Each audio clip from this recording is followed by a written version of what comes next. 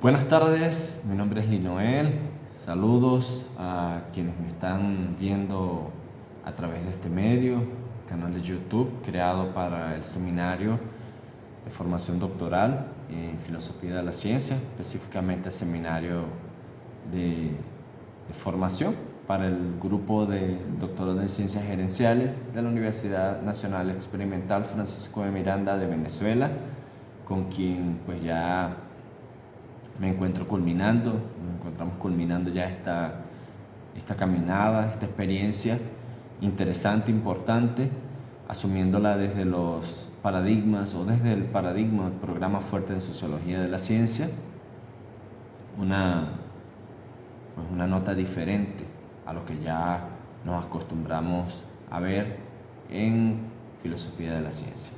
Nosotros vamos a culminar, o quiero culminar con ustedes, como quedó prometido en el más reciente encuentro vía Google Meet, sobre 3 autores que están incluidos dentro de la programación de este seminario, que son Kant, que forma parte del currículo del programa oficial de la asignatura del seminario, Karl Popper y Frege, en este caso, el teórico Ludwig Frege, polaco. Entonces vamos a iniciar dándole, va a ser realmente un comentario breve, porque ya hemos adelantado, ya ustedes fueron iniciados con las lecturas, pero vale la pena siempre traer esta discusión, que a pesar de estar en el siglo XXI y de haber avanzado bastante en términos de teoría y tecnología de la investigación científica, todavía hoy siguen vigentes los debates en función de la relación sujeto-objeto. Me parece un debate también importante dentro de nuestras producciones científicas, que es un elemento que está tomado en cuenta en la lectura a Immanuel Kant. Luego el criterio de demarcación y el problema de la inducción, que es un elemento vinculado al falsacionismo, a la teoría del falsacionismo de Karl Popper, que es un teórico bien conocido, y en formación doctoral o en formación científica es importante hacer esta lectura, sobre todo cuando nos adentramos en la comprensión y creación de sistemas teóricos.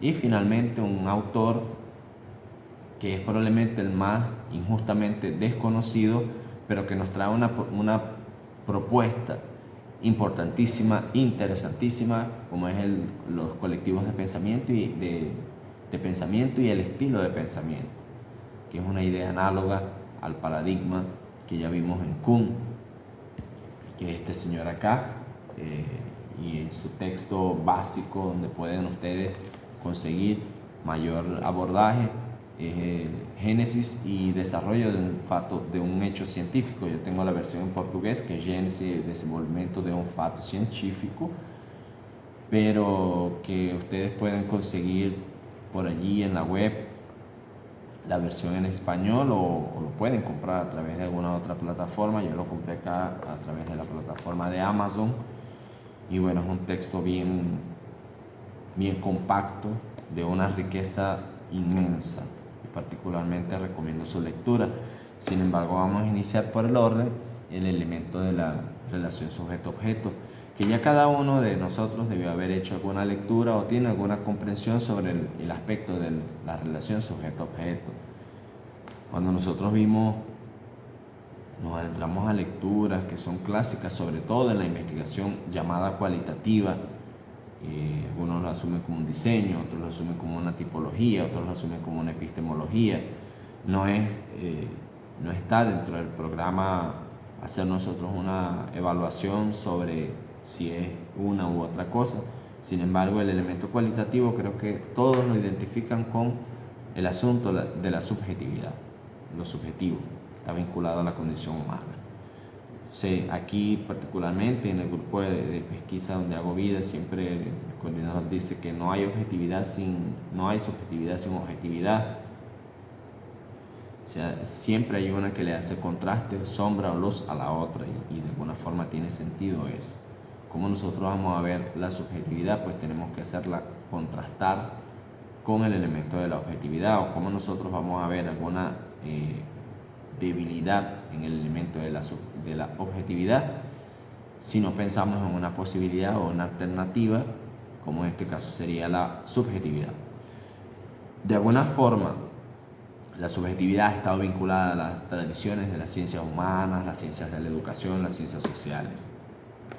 Ha habido de alguna forma una injusticia teórica, una injusticia en el abordaje y hasta un descuido también de algunos colegas cuando nosotros nos adentramos y presentamos la subjetividad como una categoría de producción de conocimiento, porque ella está vinculada a lo humano y todos tenemos el elemento o la posibilidad de crear desde lo subjetivo, aunque nosotros tenemos una tradición que es la tradición del método científico de las ciencias naturales, donde predomina lo objetivo o debería predominar lo objetivo, un distanciamiento de todo elemento subjetivo que tiene que ver con emociones, que tiene que ver con interpretaciones, que tiene que ver, más adelante lo vamos a vincular, con enunciados singulares, es decir, enunciados que a pesar de que tienen una representación fáctica, empírica, aún no tienen la capacidad o el potencial, o pueden tener potencial, pero no tienen la capacidad ni el reconocimiento ni la evaluación para ser ellos asumidos como un elemento de generalización, un elemento universal, es lo que llamamos universal, que puede ser aplicable a todas las situaciones o a gran cantidad de situaciones. Y ese es el tema que nosotros vamos a ver en Popper más adelante, la cuestión de los enunciados o los elementos singulares y la cuestión de los enunciados o los elementos universales. Sin embargo, el elemento, lo que nosotros vemos en la propuesta que desarrollamos en Kant, que podemos observar, y es esa, todavía ahí ni siquiera se habla de investigaciones cualitativas. Nosotros vemos en Kant y en esas lecturas que yo les suministré, la vía racional de producción de conocimiento y la vía empírica de producción de conocimiento, que han sido desde hace mucho tiempo las dos vías antagónicas o las dos vías más fuertes, sí, porque el trabajo racional o desde el enfoque racionalista, desde el punto de vista epistemológico, tiene muchísimo trabajo también. Aunque en algunas ciencias el trabajo racionalista no es bien visto, no es bien evaluado. Puede hasta no ser aplicable a algunos fenómenos, pero en otras comunidades pues injustamente negligenciado y no se toma en cuenta, porque todavía existe aquella tradición de que si no hay experiencia visible, aquellos objetos que son observables, no puede haber producción de conocimiento, y si nosotros asumimos el racionalismo, pues estamos hablando de objetos pensables, objetos que son construidos, delimitados, pensados, comprendidos por medio de la razón lógica, ¿sí? Lo que les da la posibilidad de ser pensados sin necesidad de usted tener una experiencia sensorial con ellos. Sí, ese elemento que nosotros lo destacamos en Kant, nosotros no tenemos de hecho tradición. En el caso de la Francisco de Miranda hay muy poca tradición de desarrollo de investigaciones racionalistas, y son investigaciones muy interesantes. Ellas tienen una metodología, ellas tienen una rigurosidad, pero no hay una tradición. Recordemos que muchas de nuestras investigaciones, de nuestros desarrollos científicos, se basan en función de tradiciones en términos de Larry Laudan o paradigmas en términos de Kuhn. Es decir, son formas que tienen mucho tiempo siendo probadas, testadas, aplicadas y que se han institucionalizado como las formas más correctas, hasta políticamente correctas, de hacer ciencia. Sí, el elemento de la subjetividad y la objetividad o la relación sujeto-objeto va a dar la posibilidad de usted considerar, de colocar de usted en su investigación. Entonces eso es muy delicado, porque no se trata de hacer una investigación como usted la ve o como yo pienso. Aquí nosotros decimos los achismos. Eu acho que, yo hallo que. Aquí sería los hallismos. Es la investigación que está basada simplemente en yo creo que, yo hallo que. Y no es yo creo que ni yo hallo que como una manifestación de la subjetividad. Eso no es subjetividad tampoco. La subjetividad está vinculada a cómo el sujeto que conoce se hace parte importante del proceso de investigación y entra como intérprete, como sujeto comprensivo dentro de su investigación. Si hay un elemento dentro de toda la cadena de producción que puede permitir que el sujeto que investiga se introduzca. No es que las conclusiones van a ser como yo lo encontré, como yo hallo que es. Es más bien unas conclusiones que tienen que ver con una contribución del sujeto dentro de su investigación. Hay elementos de sentimiento, sí, que están vinculados a la subjetividad. Hay elementos de pensamiento que están vinculados a la subjetividad. Y esa subjetividad no está asumida como una posibilidad de negación del mismo sujeto. Muy por el contrario. Es una posibilidad de reconocimiento de la experiencia particular. Repito, nosotros estamos y entramos más adelante en Popper. Hay un triángulo, ¿no? Y ahí se puede ver el elemento de lo intersubjetivo. ¿Qué va a salir o qué puede salir de la subjetividad y la objetividad? Pues bueno, vamos a introducir un elemento intersubjetivo también. Hay relaciones que son intrasubjetivas, pero vamos a hablar mejor de lo intersubjetivo. En ese caso, la lectura que nosotros tenemos que hacer de nuestra investigación es cuánto de nosotros hemos colocado en todo lo que estamos escribiendo. Nosotros tenemos, y cuando yo hablo de escrito, es escritura como más allá de la manifestación gráfica de sus textos, de las resoluciones que ustedes hacen. Es más bien la escritura, es la consolidación de visiones. Entonces la escritura desde el punto de vista escrito, desde el punto de vista tangible, a eso me refiero. Y ese es el tema que yo les puedo dejar con la relación sujeto-objeto dentro de la investigación científica. Nosotros tenemos todo un menú de autores y hay una orientación cuando se presentan estos autores juntos, ¿no? Cuando se presenta Bloor, por ejemplo, que es el centro del seminario, cuando nosotros presentamos a Kant, que es una lectura clásica, cuando nosotros presentamos a Popper, que es una lectura también muy clásica, muy importante dentro de los estudios sociales, más que dentro de vamos a decir que dentro de la teoría y la tecnología de investigación científica. Que Popper no es clásicamente un autor que asume o que está dentro del paradigma del programa de la fuerte de la sociología del conocimiento. Puede hacerse sí una lectura de él desde el punto de vista de los estudios sociales en ciencia y tecnología, pero él no creó desde ese paradigma, desde esa terraza.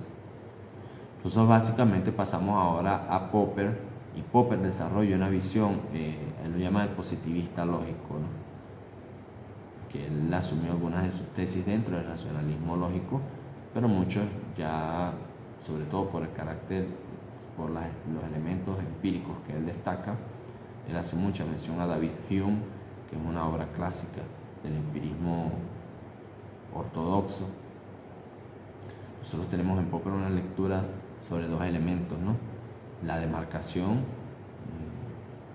¿qué es lo que hace? Bueno, si nosotros venimos de una pelea, de una discusión de lo subjetivo y lo objetivo, que una visión subjetiva no puede llegar a ciencia porque ella se basa simplemente vamos a hablar subjetivo ortodoxo, subjetivo extremo, en un elemento más de enunciados o de experiencias singulares, y que la ciencia debería ser más una empresa para enunciados universales, es decir, que ella debería ser generalizante. La ciencia, si nosotros la vemos desde el punto de vista empírico o desde el punto de vista positivista, desde el punto de vista de las ciencias naturales, la ciencia debe ser generalizable. O sea, la ciencia no puede explicar cosas que le pasan a una sola persona. La ciencia tiene que explicar cosas que le pasan a millones de personas. Sin embargo, pues ahí vamos a regresar a Kant. El elemento o lo que le puede pasar a una persona es importante también. No se está negando que lo que la persona ve o observa o percibe sea irreal. Estamos asumiendo es una posibilidad de error en el sentido de que no tengo garantías de que eso que está viendo una persona, es decir, una persona que siempre vio cisnes negros, que sea cierto y que haya solamente cisnes negros. Entonces ahí viene el proceso de validación o evaluación de las teorías. Por eso es importante las teorías evaluarlas, porque ellas se basan en hechos individuales, pero esos hechos individuales tienen que generalizarse. Entonces por eso es que nosotros tenemos y hablamos muchas veces de representatividad, de proporción, porque la ciencia va buscando más eso, lo que conocimiento desde experiencias particulares. Las ciencias las ciencias humanas, tienden a ir más a procesos o a reconocer procesos que se gestionan en casos particulares.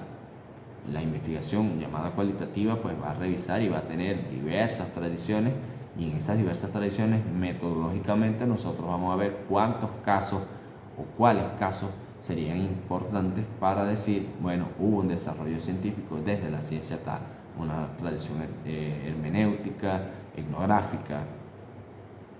Popper destaca claramente eso, no de hermenéutica o no de investigación cualitativa, sino de la posibilidad del error y de la necesidad de contrastar. Nosotros contrastamos, a usted nos pasa hoy algo, o nosotros podemos pensar en una posibilidad, las hipótesis, pero estas hipótesis tienen que probarse a través de la experiencia. Por eso es que el empirismo ha resultado tan eficiente en ese sentido, porque está todo formulado. Cuando nosotros asumimos el racionalismo, por ejemplo, nosotros estamos asumiendo la visión de los objetos que son pensables, ¿no? De hecho, nosotros vamos a Descartes. Descartes fue prácticamente crucificado por la iglesia injustamente y por muchos círculos empiristas, porque él destacaba la tesis de que los sentidos se podían equivocar. ¿Sí? Había posibilidad de error, y siempre hay posibilidad de error en todas nuestras producciones científicas, ¿no? Por eso es que la experimentación sigue siendo como una base del denominado cientificismo. La tesis del falsacionismo. O sea, hay una idea de que las tesis, no son correctas o incorrectas. Ellas pueden ser declaradas falsas, y es la falsabilidad lo que podría dar su criterio de exactitud. Aquella idea de que una persona considera que todos los pájaros que yo he visto toda mi vida son negros. Entonces yo asumo que todos los pájaros, por una postura, son negros. Al momento de que aparece un pájaro blanco, toda la tesis que yo tenía, yo no sé cuántos pájaros blancos hay, pero el hecho de haber un pájaro blanco ante una cadena de recurrencia de 10 o 100 pájaros negros, ya falsea la teoría de que todos los pájaros son negros. Y ese ejemplo lo destaca Popper. Yo quiero tomar aquí el texto de Popper, y él el capítulo primero se llama Panorama de algunos problemas fundamentales. Yo voy a leer la primera frase que es muy importante y es una sentencia para iniciar. El hombre de ciencia, ya sea teórico o experimental, vamos a decir que teórico está vinculado a los racionalistas y experimental está vinculado a los empiristas. Propone enunciados o sistemas de enunciado y los contrasta paso a paso. En particular, en el campo de las ciencias empíricas, construye hipótesis o sistemas de teorías y las contrasta con la experiencia por medio de observaciones y experimentos.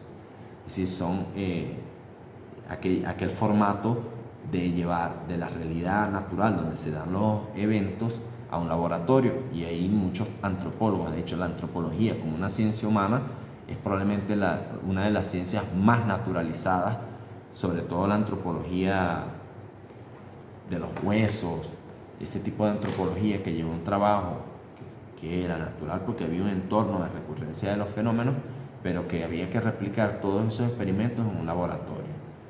Ese fue el gran clic de la ciencia empírica. Según mi opinión, la tarea de la lógica de la investigación, dice Popper, o lógica del conocimiento, es ofrecer un análisis lógico de tal modo de proceder. Es decir, ¿cómo es que se da? O sea, ¿cuál es el análisis? Es proponer un análisis lógico, es explicar. Esto es analizar el método de las ciencias empíricas. ¿Cómo es que se da? Pero ¿cuáles son estos métodos de las ciencias empíricas? O sea, él no reconoce, no tiene como hipótesis que hay uno, sino que dice, ¿cuáles son estos métodos de las ciencias empíricas? O sea, aquellas ciencias que se basan en la observación, en la experimentación. Yo tengo que vivir, sentir algo, verlo, tocarlo, olerlo a través de mis sentidos para yo asumirlo como real. Y eso es una base, porque es una vía de ingreso de información. ¿Y a qué cosa llamamos ciencia empírica? sea que hay un debate todavía en la lógica de la investigación científica. La conseguí en español, esta me la traje de Venezuela, la compré en Tecniciencias. Hay todo un debate aún por resolver. Por eso él ha sido atacado y sido llamado positivista lógico, pero no, realmente hay una versión, hay una posición racionalista lógica dentro de la tarea que él tiene para explicar cómo funcionan y operan las ciencias empíricas. Y así hay que hacerlo, como cómo operan las ciencias naturales o las ciencias humanas. Las ciencias humanas, dentro de las ciencias humanas hay muchas, y bueno, hay tanto anarquismo del malo, porque si hay anarquismo desde el punto de vista que está fundamentado, que hay toda una metodología, un método, pues estaría asumido como una posibilidad de conocimiento, ¿no? De generación de conocimiento. Pero sin embargo, todos esos elementos que nosotros vemos en cómo nosotros concebimos mundo o cómo nosotros podemos conseguir acceso a los datos, que una cosa es que consigamos nosotros datos, pero los datos como tal no son conocimientos, son fuentes de conocimiento. Los datos hay que analizarlos, hay que observarlos, y en función de ellos se generan las teorías. Las teorías como explicaciones. No toda tesis va a generar una teoría, pero todo contenido, todo conocimiento que se genera de la tesis es un conocimiento teórico que busca explicar. Nosotros no llegamos aquí a evaluación de teoría porque no es un objeto de conocimiento, no es una orientación o un fin del seminario.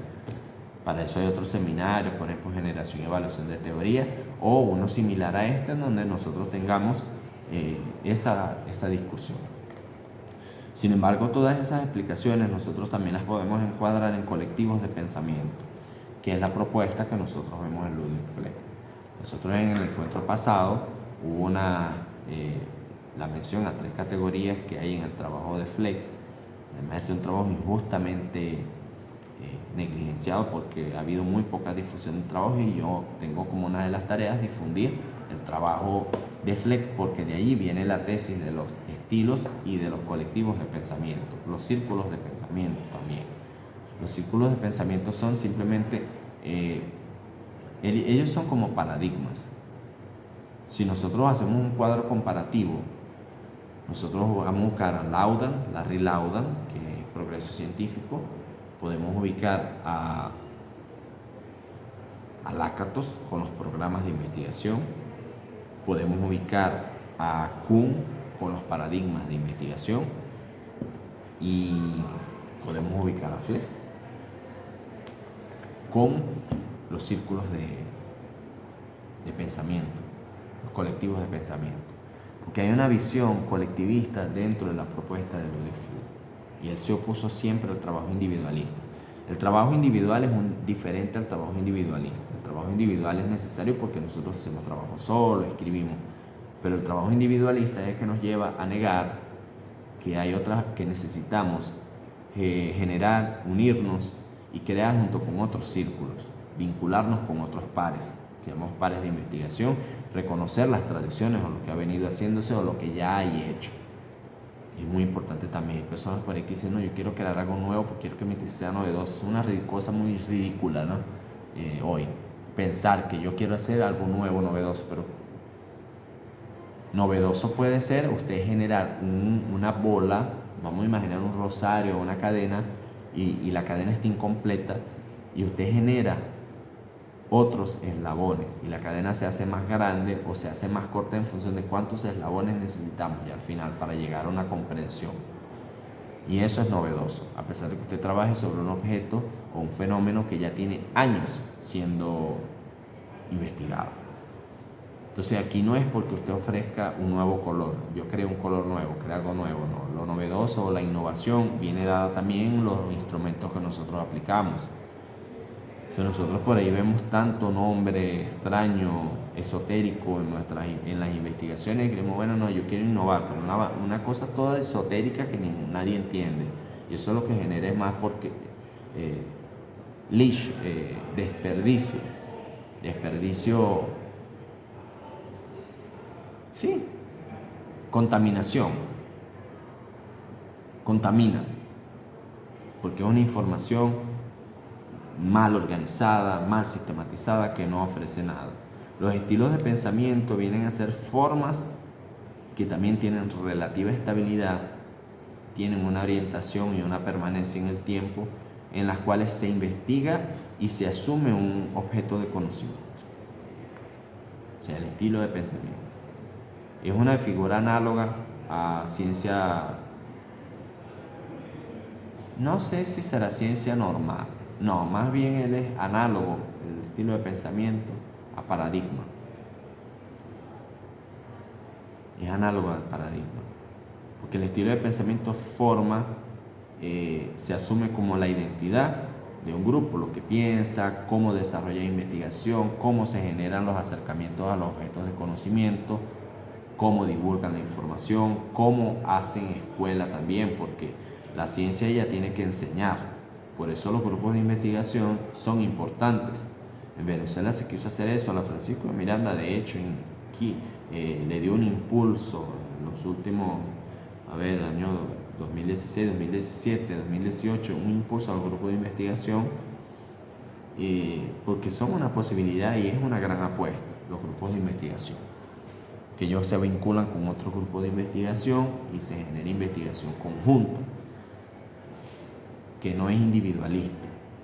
Son logros individuales y esos logros individuales se van uniendo en camadas, en capas, y se van generando bloques de conocimiento.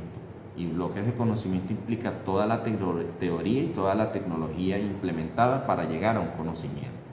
Y esos bloques de conocimiento se van juntando, se van vinculando con otros bloques de conocimiento similares, porque ellos van buscando grupos que pesquisan, que investigan de forma similar. Entonces, de esa forma, ya de iniciar una vía heterogénea, porque si nosotros asumimos a los investigadores como sujetos individuales, hay una visión heterogénea. Entonces, sin embargo, esas visiones individuales tienen que vertirse en un grupo, vamos a decir, un bowl, donde hay otros similares y se van a mezclar, y va a buscarse más bien, en lugar, respetando que puede haber diferencia de criterios, vamos a buscar la homogeneización, porque los sistemas teóricos, ellos vienen de sistemas, de instrumentos, de metodologías de análisis, y deben ser complementarias, pero también deben ser coherentes, similares. Entonces, la ciencia, ella busca compactarse, ella comprime y busca hacer un bloque compacto, y por eso ella ha generado tanto programas de viajes a la luna, los programas de la carrera espacial, la investigación con los virus, la investigación con el VIH, bueno, un virus, ¿no? Y todos esos programas que tienen años de existencia, la enfermedad, y años de existencia, el programa de investigación, y así los experimentos, muchos testes. El tema de las vacunas, vamos a irnos más cerca a la vacuna. Mucha gente decía, no es posible una vacuna porque eso se tiene que testar de 10 años. No, ella se va a seguir testando y se va a seguir mejorando. La ciencia, ella es progresiva, pero también ella acumula. Ella acumula errores y ella acumula éxitos también. Entonces, en función de esa ecuación, va a haber o se va a dar el avance científico que Larry Laudan diría que es progreso científico, que es más social, menos individual. O sea, esas tres teorías, ¿por qué vienen acá a ser parte de nuestro trabajo? Porque ustedes, como científicos en formación, se están formando en un doctorado en ciencias gerenciales, pero ustedes no se están formando para ser gerentes. Por lo menos en mi seminario yo no estoy formando gerentes, yo estoy formando científicos que van a asumir teorías gerenciales para componer el mundo, para explicarlo. Pero es por ser científicos, por eso es un doctorado en ciencias gerenciales. Él es interdisciplinar. Entonces, no vayan a confundirse, porque si no necesitarían de investigación para ser mejores gerentes. O sea, el conocimiento teórico, la repetición teórica no solo es suficiente. También vamos a contrastar y vamos a explicar. Vamos a mejorar las cosas también comprendiendo. No necesariamente tienes un plan de avance gerencial, no. hay información, hay investigaciones también que son descriptivas o comprensivas que van a generar, a avanzar más. Recuerden los elos, los eslabones. ¿Sí? La pregunta sería, y con eso culmino, ¿dónde estoy yo? ¿Dónde está mi objeto de conocimiento? ¿Dónde estoy yo? ¿Y a dónde pretendo llegar? Importante. ¿A dónde pretendo llegar con mi investigación? Yo recuerdo que Padrón tenía en su propuesta, ¿no?, las fases de desarrollo científico, y hay investigaciones que buscan describir, otras que buscan explicar, otras que buscan contrastar y otras que buscan aplicar, que son aquellas investigaciones más propositivas, que son planes de abordaje, de intervención. Es secuencial. No porque usted haga un trabajo dentro de la fase descriptiva, usted no está haciendo un trabajo que sea interesante. Eso es incorrecto. Es algo totalmente incorrecto e injusto. Porque sea por poco, si la ciencia avanza, valió la pena. Hay unas películas que yo recomiendo que ustedes vean, con eso voy a concluir, la película sobre Marie Curie, cómo se hacen los descubrimientos. Porque la ciencia no es un proceso que se da de la noche a la mañana, es un proceso acumulativo también, es progresivo y es acumulativo. Hay muchas diferencias y discrepancias al respecto. Ludwig Fleck no lo asume como acumulativo, él lo ve más cualitativo, no es acumulativo, es progresivo. Pero Kuhn pues lo asume como acumulativo, y ha sido la crítica que ha recibido, con paradigma histórico. Yo voy a finalizar con eso. Yo necesito, al final, en los comentarios, yo voy a dejar un foro virtual, y tiene que ver con ese elemento: ¿dónde estoy? ¿Dónde está nuestro conocimiento? Cada objeto que cada uno está investigando, y a dónde pretendemos llegar.